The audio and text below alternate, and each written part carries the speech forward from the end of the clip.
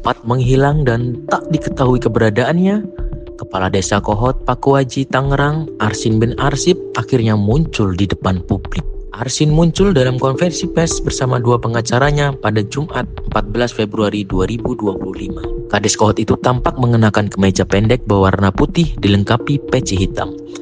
Dalam kesempatan tersebut, Arsin meminta maaf kepada publik, khususnya warga desa Kohot atas kegaduhan pagar laut di perairan Tangerang itu. Saya, Arsin bin Arsip, secara pribadi maupun jabatan saya sebagai kepala desa atas kegaduhan desa Kohot, situasi tersebut tidaklah kita harapkan. Pada kesempatan ini, dengan kerendahan hati, saya ingin menyampaikan permohonan maaf khusus kepada warga Kohot dan seluruh warga Indonesia, ujar Arsin. Arsin mengaku menjadi korban dalam kasus terkait pembuatan surat izin berupa hak guna bangunan dan hak milik di atas lahan pagar laut Tangerang tersebut. Bahwa saya juga adalah korban dari perbuatan yang dilakukan oleh pihak lain, ucapnya. Tentu ini terjadi akibat kurangnya pengetahuan dan ketidakhati-hatian yang saya dapat lakukan, lanjutnya. Sebelumnya, pengacara Kades Kohot Yunihar mengatakan Arsin menjadi korban dari pihak ketiga.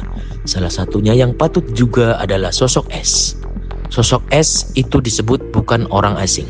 Namanya, kata Yunihar, bisa ditelusuri melalui dokumen persetujuan kesesuaian kegiatan pemanfaatan ruang PKKPR. Ya, kalau teman-teman telusuri, siapa yang kemudian mengajukan ke PKKPR itu? Di situ jelas ada yang kop suratnya, kata Yunihar, Kamis 13 Februari 2025.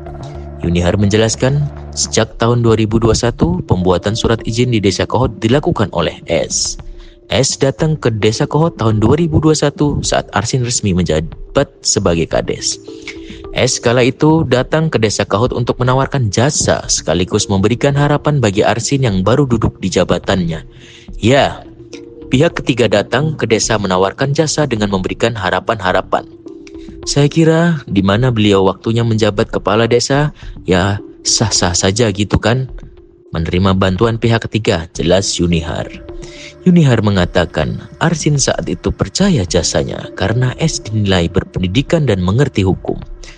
Bersamaan dengan datangnya S, permintaan warga untuk membuat surat izin membludak karena desas-desus masuknya pengembang di wilayah Kohot. Karena itu, tidak ada keraguan, maka tawaran itu difasilitasi. Ketika ada warga seirama juga mempermintaan tawaran yang dipenuhi, jadilah itu. Lebih lanjut, Yunihar juga membantah kalau Arsin mencatut KTP warga untuk membuat surat izin palsu. Klien kami tidak pernah terlibat dalam hal itu. SHM palsu kan yang menyatakan palsu bukan Kades. Bukan kapasitas Kades itu, jelas Yunihar. Menurutnya, justru warga yang meminta Arsin untuk dibuatkan surat izin tanah. Dari desas-desus yang ada, warga yang merasa punya lahan garapan milik orang tua mereka dulu datang ke desa, lalu kemudian mereka meminta dibuatkan surat garap. Setelah itu sama desa difasilitasi, lanjut Yunihar. Permintaan surat ini meningkat setelah warga mendapat informasi kalau ada pengembang yang akan masuk ke wilayah mereka. Karena ada kabar ini, ada pengembang yang akan membangun. Ya, karena yang membisik-bisikan awalnya satu doang. Akhirnya, beberapa warga yang enggak punya tanah garap tiba-tiba ingin membuat juga. Lalu, kemudian warga menyerahkan KTP. Kalau ada warga bilang enggak menyerahkan, itu bohong, lanjutnya. Sementara itu, Bareskrim Polri menyatakan sosok S yang disebut Arsin tidak masuk dalam pertimbangan penyidik pada kasus dugaan pemalsuan surat izin lahan pagar laut Tangerang. Siapakah sosok S? Ya, kalau perkara dia Arsin menyampaikan di media atau menyampaikan keluar, itu bukan sebuah penilaian bagi kami, ujar Direktur Tindak Pidana Umum Bareskrim Polri, Brigjen Pol Juhandani Raharjopuro di lobi Bareskrim Jakarta, Jumat 14 Februari 2025. Juhandani mengatakan penyidik hanya akan menguji hasil pemeriksaan yang mereka lakukan.